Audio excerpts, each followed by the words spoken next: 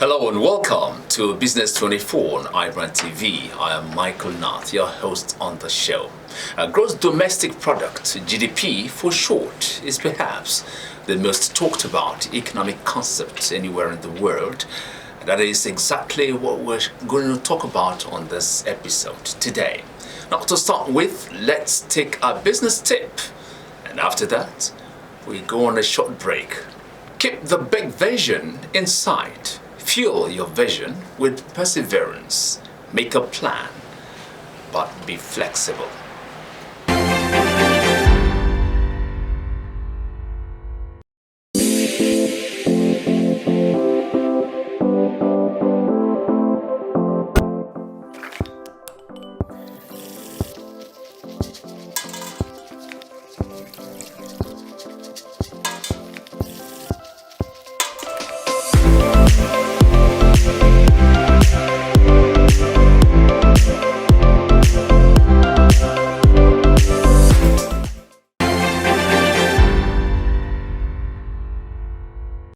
You're watching Business 24 here on iBrandTV, and our focus today is GDP, what it means for you. I have a chartered accountant and finance experts here with me as guest analysts, whom I will introduce shortly. GDP measures the size of a country's economy. It is the final value of the goods and services produced within the geographic boundaries of a country during a specific period of time, normally a year. GDP growth rate is an important indicator of the economic performance of a country, and it can be calculated by adding up all of the money spent by consumers, businesses, and government in a given period. It may also be calculated by adding up all of the money received by all the participants in the economy. In either case, the number is an estimate of nominal GDP. Nominal Gross Domestic Product, or nominal GDP, is the GDP at current prices, that is, with inflation. Meanwhile, real gross domestic product, real GDP, is the GDP after inflation has been taken into account. The five main components of GDP are private consumption, fixed investment, change in inventories, government purchases or consumption, and net exports. Nigeria, with a population of over 200 million citizens, makes up an essential part of our African economy, with the GDP projected to trend around $360 that's 360 billion US dollars in 2021 and 450 billion US dollars in 2022, according to Trading Economics Global Macro Models. Gross Domestic Product, GDP, is a measurement that seeks to capture a country's economic output. Countries with larger GDPs will have a greater amount of goods and services generated within them, and will generally have a higher standard of living. Many citizens and political leaders see GDP growth as an important measure of national success, often referring to GDP growth and economic growth interchangeably. Now, due to various limitations, however, many economists have argued that GDP should not be used as a proxy for overall economic success, much less the success of a society more generally. Before I introduce my guests, let's take a commercial break at this juncture.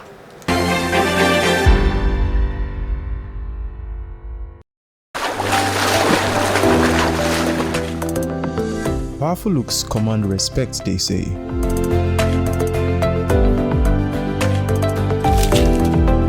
The perfect body,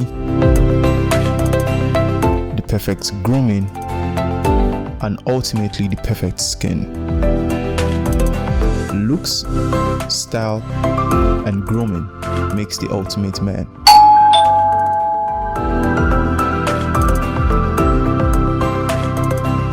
I've found a ridiculously easy way to make my skin always feel epic.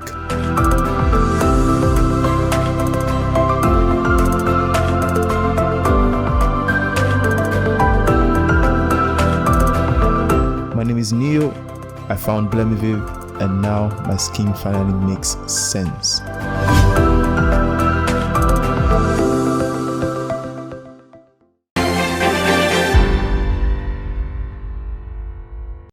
Now I gladly welcome Michael Olainka to help sort out issues with the topic we are discussing today, GDP, what it means for you. Michael, you're welcome to Business 24 here on iBrandTV. Thank you for having me. Yeah, by the way, Michael Olainka is a chartered accountant and finance expert. Now, could you explain GDP in a layman's way, that is, in a way that can be easily comprehensible to the man in the street? Okay, you have said it on your introduction. Okay. GDP is the market value of goods and services produced within an economy in a particular fiscal year. Okay. Now, to explain to a layman on the street, it has to do with the number of products produced by different companies and the value of products, not number now, the value of products produced by different companies within an economy and the value of services produced by different companies, different, even individual, even this company, is also contributing something to GDP. As much as you engage in economic activities, you are, producing something that is you are generating income, and then you are creating value. Okay. So anything that makes you to, create value in exchange for a consideration, a monetary consideration, then you are also part of what will be calculated as GDP within. And in your definition, you will note that you mentioned that it is goods and services produced within a certain fiscal year. Okay. For goods and services that is left unsold last year, could not be added to goods and services produced this year. What I'm trying to say is that for unsold goods that you have, inventory, in the previous year, the inventory of the previous year, yes, cannot be added to the GDP of this year because year. it has formed part of GDP of last year. That's the previous year. Thank you very much. Now, the GDP growth and economic growth, is there any difference at all between the two of them? GDP growth can also be said to be economic growth. Okay. GDP growth simply means, okay, so there are three angles in which you can explain GDP. You can explain the GDP from the output angle, you can explain GDP from expenditure angle, and you can explain GDP from an income angle. Now, if I'm explaining GDP from output angle, I'm saying the amount of final goods and services produced within an economy. So if last year we produced a good and services that worth $200 billion, and this year we produce a good and services that worth $250 billion, of course we have experienced what we call economic growth. Okay. We've also experienced GDP growth. So GDP growth and economic growth, because everything translates to national income. All right. Yes, everything translates to national income. So, and again, when you say GDP growth, it means there is an increase in production. When there is an increase in production, there will be an increase in employment. There will be an increase. When there is an increase in employment, there will be an increase in revenue to the government, because government gets personal income tax from the people who are employed, from the workforce. They also get a portion of the company's profit as tax. And when you increase the volume of your production, definitely your revenue will go up. The number of people that you need to produce a certain number of goods will also increase. You understand? You get what I'm saying? Yeah. So, increase in GDP is also an increase in Economy. Okay. Now what about GDP per capita? We've always heard that, but I know a lot of people do it. Some even say GDP per capita. Yeah, so like saying capital of a country, but now it's per capita. Per capita. GDP per capita is just saying the total GDP divided by the population of a nation. We want to know per capita income of an individual within a country. You could have a very high GDP and per capita income could be very, very low. And the reason is, if your population is way higher than your GDP, that is the number of goods and services that you produce within an economy, within your economy, definitely your per capita GDP will be very low. As a matter of fact, you'll be shocked to know that per capita GDP of a country like Luxembourg, a country like Qatar, is way higher than that of China. Meanwhile, GDP of China constitutes 14% of the entire global GDP. Yes, the entire global GDP as of 2019 was about $88 trillion, while that of China is 14-point-something trillion dollars. And that of the US, which is the largest, is about 22-point-something trillion dollars. So US constitutes almost 1/3 or thereabout of the global GDP. Wow. Yes.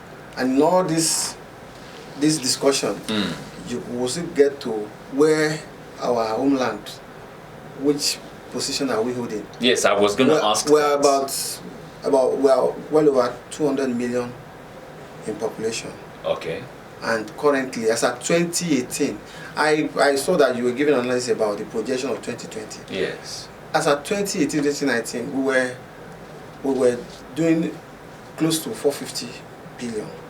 But because of so GDP growth and reduction in GDP is what you call recession. They call it contraction.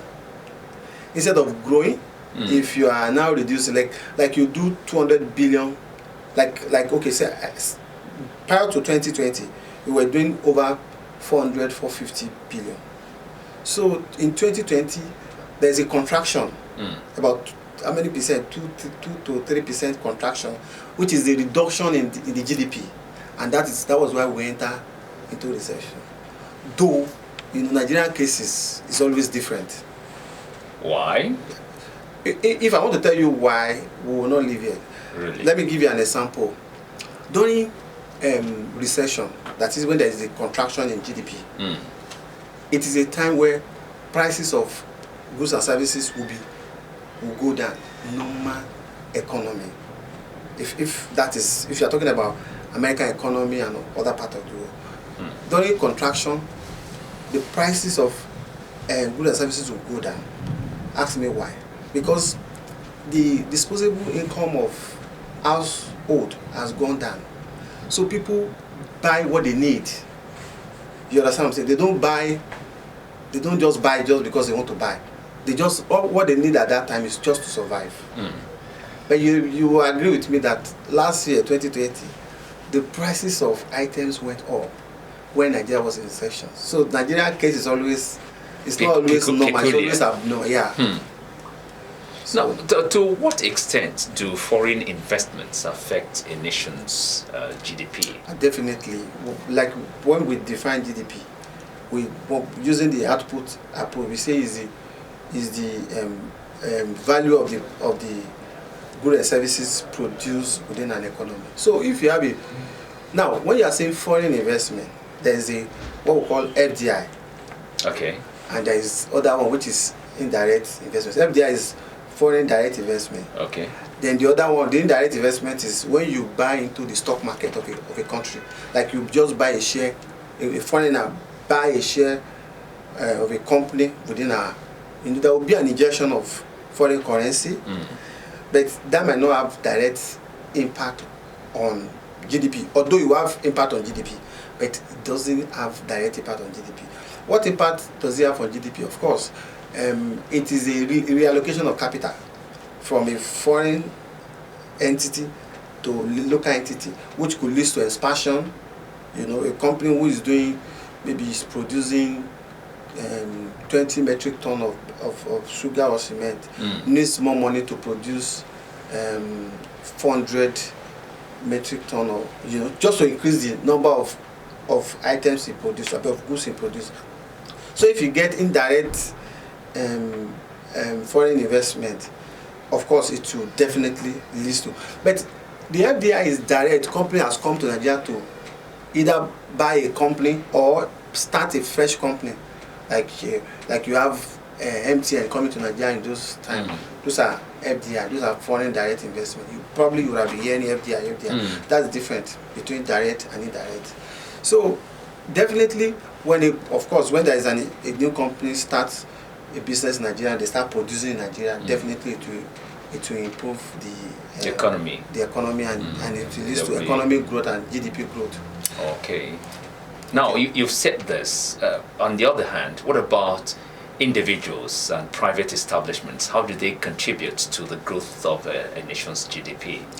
Like I've said, we're talking about GDP.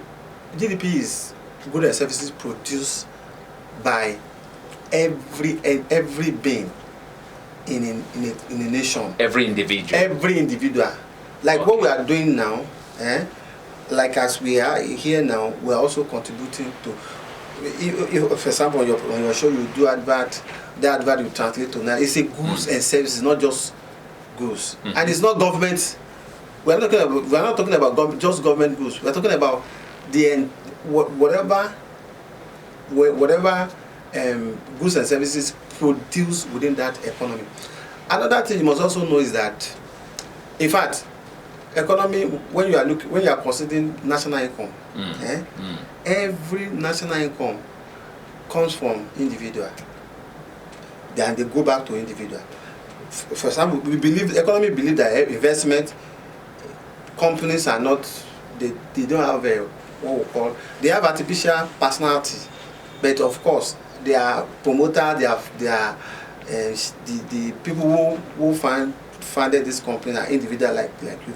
So at the end of the day, when they sell to an individual, whether they render service to an individual, even if you sell to B2B, that is business to business, you will still end up, you know, the business will add value to whatever you have sold to the business, and it will end up in the hand of a final consumer. You get what I'm saying? So, and then the company will make profit. The government will take their share in form of tax. The shareholder will take their share in form of dividend. Okay. So everything still flows to the household. You understand what I'm saying? So this household is what represents the individual. You know. Is there any particular thing the federal government should do or should have done that it's not doing, you know, towards raising the GDP? Yeah. Okay, so let me ask you a question. Let me let you know that the GDP of Germany is about $3 to $4 trillion. While the GDP of Nigeria as of today is about less than $400 billion. Wow. Now, what is the population of Germany? I'm not sure they are up to 80 million. Why Nigeria were more than double. Now, one of the driver of GDP growth is your population. Okay. And the population, your workforce too. Your workforce are those who fall within the working age, between 18 to 60 or thereabouts in Nigeria. But the most important is human capital. So there's a difference between having a workforce than having a human capital. Human capital are quality workforce. You could have, for example, in this place now, you have cleaner. If I say bring out your payroll, I can see a very long list. But the people who are the driver of your revenue might be just very few people. You get what I'm saying? Have you ever imagined why we need a foreigner to come and construct our road? Have you ever imagined why we need a foreigner to come and construct, you know. So because of the technicality of most of this, the expertise of most of this, and of course it's not because they have to head.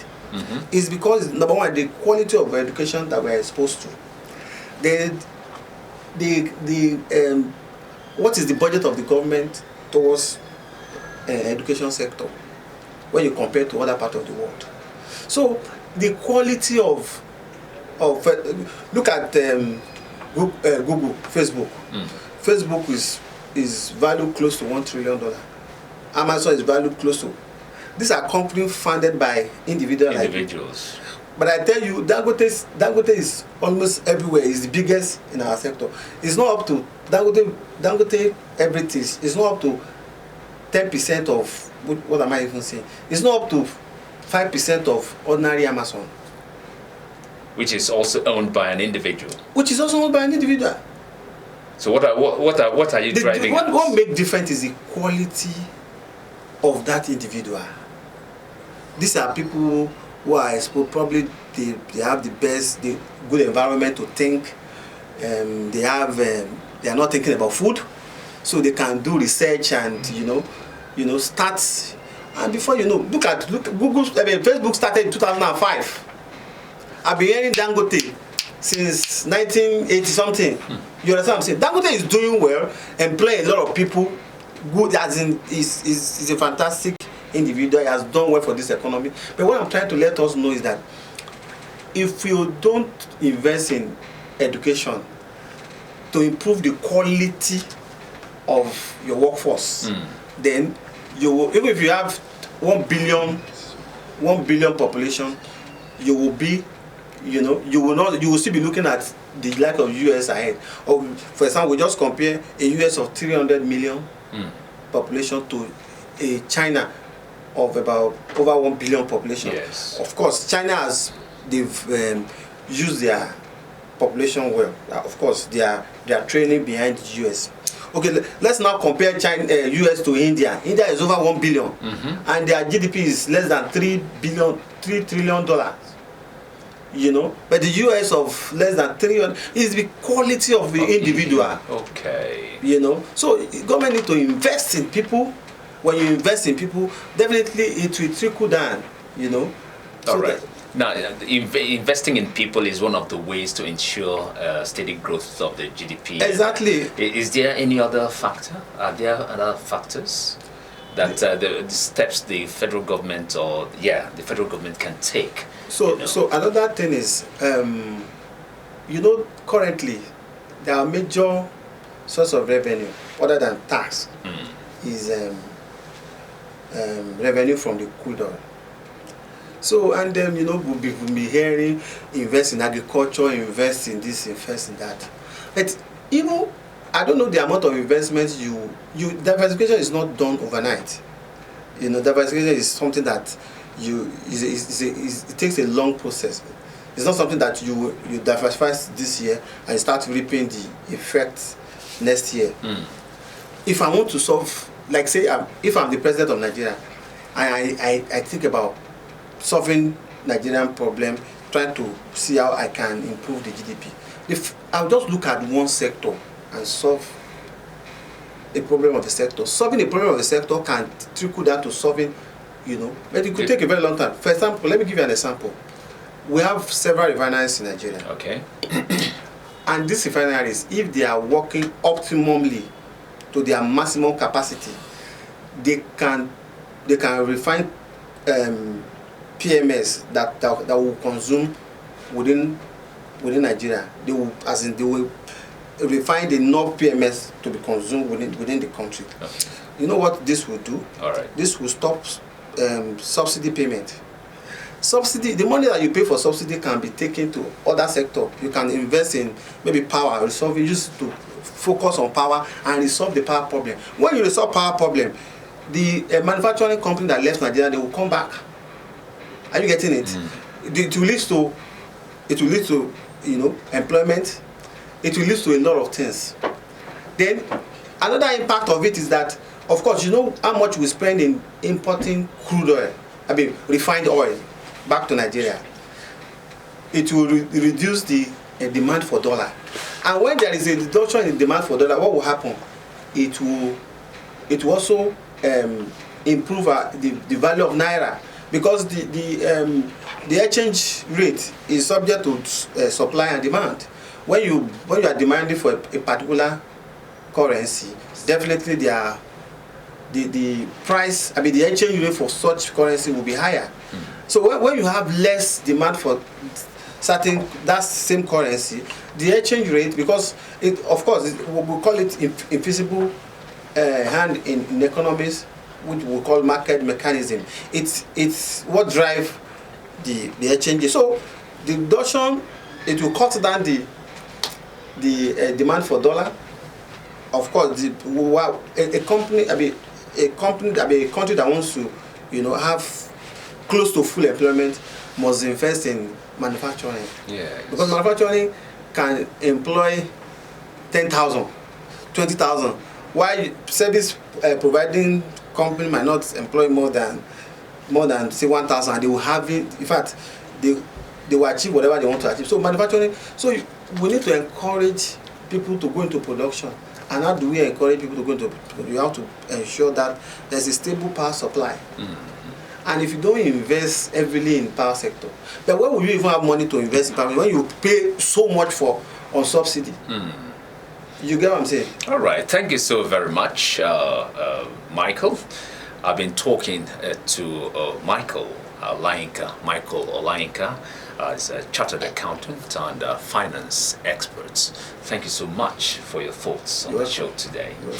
And for you out there, I hope you've gained so much being part of the show. We'll come your way again sooner than you know it.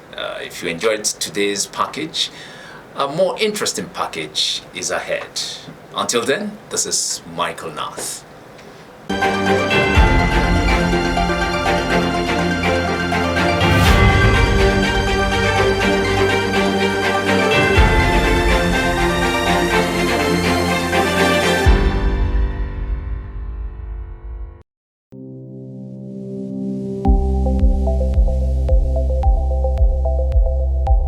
iBrandTV.